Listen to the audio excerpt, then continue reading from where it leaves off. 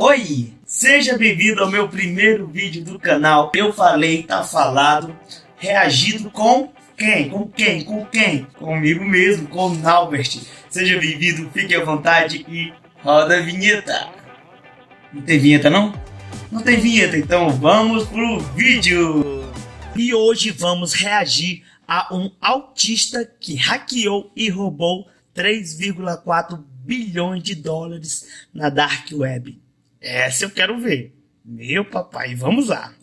Vamos dar play, papai. Novembro de 2021. Os investigadores criminais do IRS cercaram esta casa à beira do lago, avaliada em mais de 900 mil dólares na cidade de Nashville, Geórgia. Durante a operação, eles encontraram, escondida debaixo de um cobertor no armário de um banheiro, esta lata de Cheetos. Dentro dela, havia uma placa de computador que continha o equivalente a 3 bilhões e 400 milhões de dólares em bitcoins. Que isso, o vídeo já começa assim. Dentro de uma lata de saguadinho, o cara tinha isso tudo de dinheiro. Não é possível. Quem é a lenda?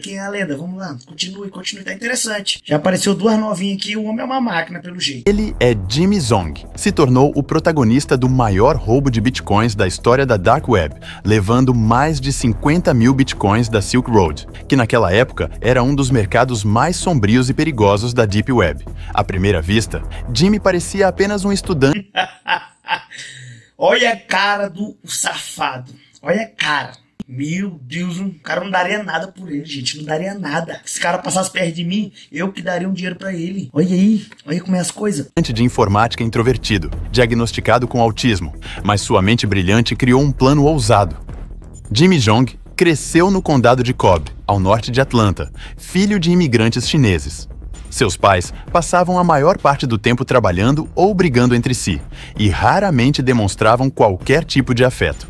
Durante a infância, Jimmy também enfrentava o sobrepeso e fazia parte do espectro autista, o que tornou seus anos de criança bem difíceis e marcados por bullying constante até terminar o ensino médio. Por isso, durante a adolescência, ele encontrou refúgio na frente de um computador.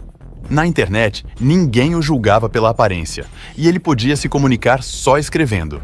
Sua capacidade intelectual era tão alta que ele aprendeu programação de forma autodidata, antes mesmo de entrar na faculdade. Naquela época, a internet era um lugar muito mais anônimo do que hoje, e nela se reunia muita gente excluída na vida real.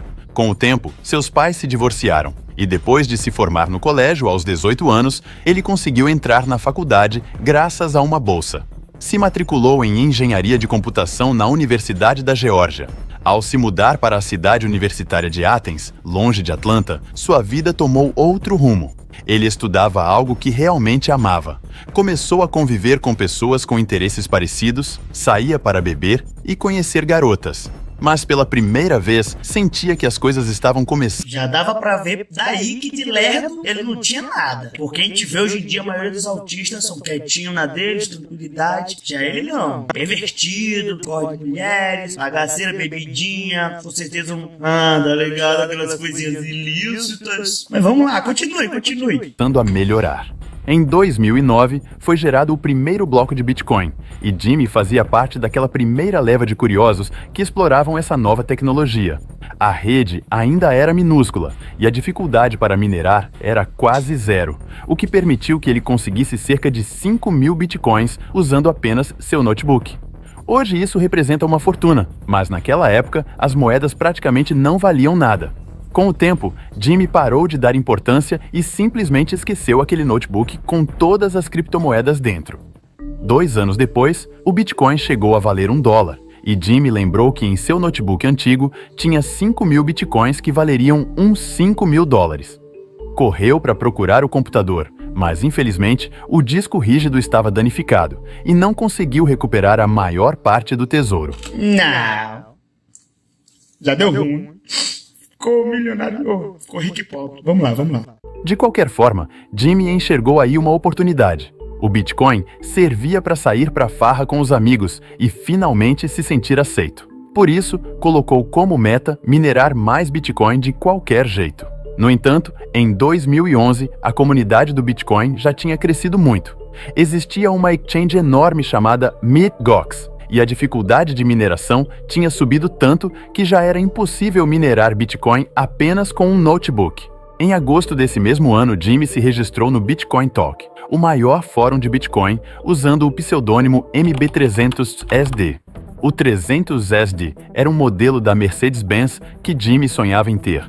Nessa época tinha começado um dos primeiros bear markets, que fez o Bitcoin cair de um preço recorde de $30 para $12 no momento em que ele entrou no fórum, e a queda continuava. No dia 12 de setembro desse mesmo ano, Jimmy lançou o Bitponzi.net, uma mistura de jogo de apostas com esquema Ponzi. Não era uma ideia... Saquei. Foi ele que lançou o Tigrinho. Certeza. Esse cara que lançou o Tigrinho. Aposta com Bitcoin. Certeza. Continue, tu vai ver. No final vai dizer que ele lançou o Tigrinho. Ideia nada original. Era praticamente um clone de outro site chamado bitcoindoit.net. Naquele momento, o Bitcoin valia $6. Assim, Jimmy juntou uma boa quantidade de Bitcoin enquanto o preço despencava até $2 no final de dezembro. O Bitponzi durou alguns meses. Enquanto o Ponzi de Jimmy quebrava, um certo Ross Ulbricht criava outra página na Dark Web, o Silk Road. Para alguém como Jimmy Dong, esse site era praticamente um paraíso, não porque ele curtisse coisas ilegais, mas porque era um espaço acessado pelo navegador Tor e onde se podia pagar com Bitcoin. Então Jimmy entrou e fez o que qualquer universitário com autismo, tentando fazer amigos em uma nova fase da vida, faria: comprou cocaína. Uma decisão que, sem dúvida, marcaria todo o resto de sua vida universitária. Jimmy começou a fuçar no site e fez 2 pedidos de cocaína, mas depois da segunda vez, se arrependeu e quis sacar o saldo da conta. E supostamente aqui rolou o hackeamento de forma involuntária. Jimmy tentou retirar os bitcoins que tinha depositado no Silk Road e clicou 2 vezes rápido demais. Quando foi verificar sua carteira para ver se a transação tinha sido feita corretamente, percebeu que, na real, a transação tinha acontecido 2 vezes. Em outras palavras, ele recebeu o dobro. No começo, meio confuso, pensou que era um erro da carteira, mas a blockchain não mente. A transação tinha mesmo se repetido. O cara é muito cagado. O cara clicou 2 vezes, colocou tantos bitcoins no site. O site era tão fraco que ele clicou 2 vezes e voltou 2 vezes o valor. Então ele ganhou duplicadamente aquele valor. Aí não é eu aí. Aí não é eu aí. Testou de novo, depositando mais grana e retirando ao clicar rapidamente até 5 vezes, e multiplicou o dinheiro por 5. Assim, ficaram registradas as transações em uma de suas carteiras. No início, Jimmy roubou o equivalente a $50 mil em Bitcoin, mas claro que não se contentou com isso e começou a criar várias contas no Silk Road, fazendo 140 transações até juntar um butim de 50 mil Bitcoins, o que na época equivalia a uns $600 mil. Depois desse suposto hack, o próprio Ross Ulbricht teria escrito para Jimmy, e Jimmy contou que tinha descoberto a falha simplesmente clicando rápido 2 vezes. Então, em teoria, Ross Ulbricht lhe deu 5 mil bitcoins como recompensa por mostrar a vulnerabilidade, que depois ele conseguiu corrigir. Depois do roubo, Jimmy usou mixers para misturar o dinheiro e assim evitar que alguém rastreasse, e se registrou no Bitcoin Talk com um novo apelido, Loaded, carregado. Na sua assinatura, colocou uma carteira com 40 mil bitcoins e a descrição: Bitcoin Multimillionaire Broker and Asset Manager. Foi nesses anos que Jimmy vendeu uns 300 bitcoins para ter liquidez, mas nada do roubo do Silk Road. Só vendeu o que tinha conseguido minerando e com o Bitponzi. Usou o dinheiro para comprar uma casa em Athens e, como dá para ver na foto, também comprou a Mercedes que sonhava desde adolescente. Em teoria, dá para dizer que ele passou despercebido porque não mexeu no dinheiro do Silk Road. Mas isso não é toda a verdade. Jimmy começou a sair cada vez mais para baladas e seguia usando substâncias. Uma noite, estava no Ed's Calzone, um restaurante italiano, quando encontrou umas garotas e ofereceu cocaína. O que Jimmy não esperava era que havia um policial de folga com o ouvido bem atento. Ele ouviu a conversa e ficou de olho. Viu Jimmy sacar um saquinho com pó branco e um chaveiro com uma colherzinha minúscula. O policial chamou os colegas, fizeram um teste de drogas em Jimmy, deu positivo e ele foi preso. Provavelmente a treta terminou com uma multa, mas não há mais informações sobre o caso. Apesar de que naquele momento, os federais já estavam de olho no roubo do Silk Road. Ainda assim, não faziam ideia de quem estava por trás. E em 2017 várias coisas aconteceram. Primeiro, alguém no subfórum de Bitcoin do Reddit escreveu que dava para rastrear o dinheiro da carteira de Jimmy no Bitcoin Talk até um endereço ligado ao Silk Road, porque aparentemente o mixer que ele usou não funcionou direito. A segunda coisa foi que rolou um chamado hard fork no Bitcoin. Resumindo, surgiu uma nova moeda chamada Bitcoin Cash. Se você tinha um Bitcoin, recebia um Bitcoin Cash. Jimmy, como tinha 50 mil Bitcoins, recebeu 50 mil Bitcoin Cash. Essas moedas ele vendeu em uma exchange registrada em um paraíso fiscal e comprou mais Bitcoin. Lucrou uns 11 milhões a mais que não poderiam ser tão facilmente associados ao dinheiro do Silk Road. Vale lembrar que, quando Jimmy roubou o Silk Road, o Bitcoin valia $12. Depois, disparou até $3.300. Nossa. Já não era apenas um multimilionário como diziam no Bitcoin Talk. Agora era bilionário e tinha que viver como tal. Ele comprou um Lamborghini, motos aquáticas e um iate. Também começou a viajar com os amigos para assistir a jogos de futebol americano em qualquer canto dos Estados Unidos. Pagava hotéis 5 estrelas para todo mundo e chegou até a dar de presente celulares com carteiras que continham 50 bitcoins dentro. Agora Jimmy podia literalmente comprar amizades. Às vezes, viajava com esses colegas para Los Angeles e dava $10 mil para cada um torrar nas lojas luxuosas da Rodeo Drive. Não fazia questão nenhuma de... Humilde. O bom é que ele era humilde, tranquilo. Humildezinho, toma aí pra ti. O furo que ele deu nessa Tac Boys aí, pai. Furo de milhões. Não é nada pra ele, nada. De esconder que estava cheio da grana. Como era da área de informática, dizia que tinha minerado Bitcoin e não era nem mentira. Ele também entrou no mercado imobiliário, comprando 80% de uma empresa de imóveis em Memphis. E segundo o seu LinkedIn, que depois foi apagado, era CEO da própria companhia, a JZ Capital LLC. Além disso, pegou a mania de andar com muito dinheiro vivo. Comprou uma maleta na Amazon e a encheu com pelo menos $600 mil, como se fosse traficante. O objetivo era impressionar uma garota, mas não funcionou. Por mais que pudesse comprar amigos, parecia que o dinheiro não comprava tudo. Mas o resumo era simples. A vida sorria para Jimmy como nunca antes. Queria impressionar, o cara já é feio. Aí um dinheirinho, comprar uma novinha aqui, pá. Pô, o cara tá lá, tá amassado mesmo. Ele achou que esse pô, o dinheiro vai me salvar. Eu não consegui agarrar uma gata sequer, uma novinha. Mas não deu muito bem pra ele, não. Tadinho. Deve ter chorado muito, com vários dólares naquela maleta. Chorou muito, certeza. Continue, antes que eu chore. Ele tinha luxo, amigos e podia fazer o que quisesse. De repente, um dia voltou de viagem e, quando entrou em casa, descobriu que alguém tinha invadido e levado uma maleta com $400 mil em espécie e mais $200 mil em Bitcoin. Nesse momento, pegou o telefone e ligou para o serviço de emergência. Acabava de cometer o maior erro da sua vida. Someone broke into my house. And what is your name, sir? It's Jimmy Zhong, Z-H-O-N-G. Um policial local revisou as câmeras e percebeu que o ladrão era um cara magro, todo encapuzado. Ele quebrou uma janela para entrar e sabia exatamente onde estava o dinheiro. O mais provável é que fosse alguém que já conhecia Jimmy ou que tinha algum contato próximo.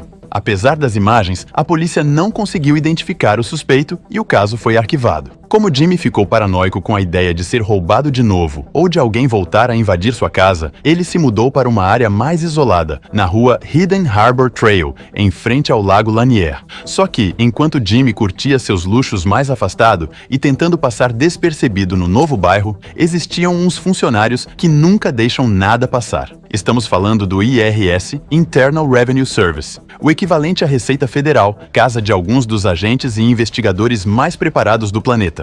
Os dois agentes que pegaram o caso foram Trevor McAleenan, especialista do IRS em crimes cibernéticos, e Sean Magruder, criador da BlockTrace, uma empresa de análise blockchain que tinha sido contratada pelo IRS. Jimmy era bem certinho com os impostos. Sempre que vendia Bitcoin, declarava e pagava tudo. Certo, tá correto, não tá? Correto. Roubou o dinheiro, quando se rouba, o dinheiro é da gente. O governo é fora parte. Correto. Por isso ele não vai ser preso. Ele pagou os impostos. Aqui no Brasil é assim, se você roubar e você não pagar impostos, você vai preso porque não pagou impostos. Não porque você roubou. Eu acho, tô falando merda. Cancela. Continue. Mas o que chamou a atenção dos agentes foi o fato de terem roubado uma maleta cheia de dólares em espécie de um cara que era milionário em Bitcoin.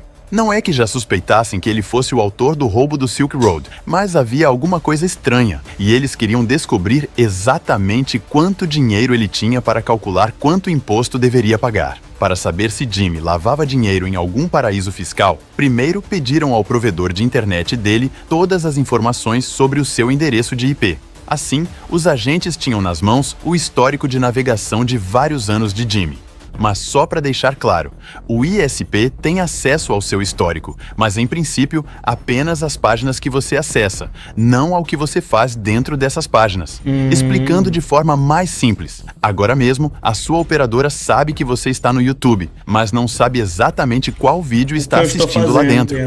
Claro que essa informação já foi suficiente no caso de Jimmy, porque perceberam que o IP dele se conectava o tempo todo a uma exchange, e não qualquer exchange, mas sim uma com KYC. KYC vem de Know Your Customer e significa que, para se cadastrar, você precisa validar a identidade. Em novembro de 2020, Jimmy cometeu um erro. Depositou o equivalente a $800 em Bitcoin na exchange e Magruder começou a rastrear esse dinheiro na blockchain. Descobriu que vinha de uma carteira ligada ao Silk Road. Foi aí que começaram a desconfiar. Em maio de 2021, o policial local que tinha revisado as câmeras e arquivado o caso recebeu uma ligação de Washington. Os agentes do IRS disseram que ele precisava reabrir o caso do roubo da maleta e que provavelmente estavam na cola de um dos maiores ladrões de criptomoedas da história. E assim, o policial local, o agente do IRS e Muder foram visitar a casa de campo no Lago Lanier. Não contaram o verdadeiro motivo da visita. Disseram que estavam investigando a invasão e o roubo que ele tinha sofrido 2 anos antes. E Jimmy não só deixou eles entrarem, como ainda fez um tour pela casa. Era exatamente o que os federais precisavam: circular pela casa em busca de compartimentos secretos e pisos falsos onde pudesse estar escondida alguma prova incriminatória. Entre outras coisas, nas imagens apareceu que ele tinha um rifle AR-15, um rig de mineração, bandeiras de Donald Trump e um cachorro já velhinho. Jimmy chegou até a mostrar uma carteira em seu laptop com cerca de $60 milhões em Bitcoin. Com as Porra, meu irmão. É muito dinheiro. Você é doido? Muito dinheiro. Eu sumia no mapa. Provas incriminatórias em mãos, eles foram embora, planejaram como conseguir o laptop aberto e desbloqueado e pediram um mandado de prisão. Quando voltaram, seguiram enganando Jimmy. Um dos agentes disse que queria continuar conversando sobre o roubo da casa e o levou até o quintal. E ali, o agente contou que, na verdade, era do IRS e que estavam investigando o roubo do Silk Road. Em questão de segundos, a bela casa à beira do lago de Jimmy estava cercada de agentes armados. Entre todas as coisas que encontraram, no banheiro, acharam uma lata grande de Cheetos Popcorn e a abriram. Dentro, havia várias toalhas. Foram tirando uma por uma até que a encontraram: a placa-mãe que continha as carteiras com 50 mil bitcoins. Quando Jimmy roubou as moedas, o Bitcoin estava em cerca de $12. Isso dava um roubo de mais ou menos $600 mil. Quase 10 anos depois, com o Bitcoin batendo recordes históricos em cerca de $65 mil, o butim chegava a 3,3 bilhões de dólares. E Jimmy nem tinha encostado neles. Tratava-se da segunda maior apreensão de criptomoedas por parte do governo federal, depois dos 3,6 bilhões em criptos roubadas e ligadas ao hack do Bitfinex em 2016. Apesar de os federais já terem as carteiras, ainda não tinham as chaves.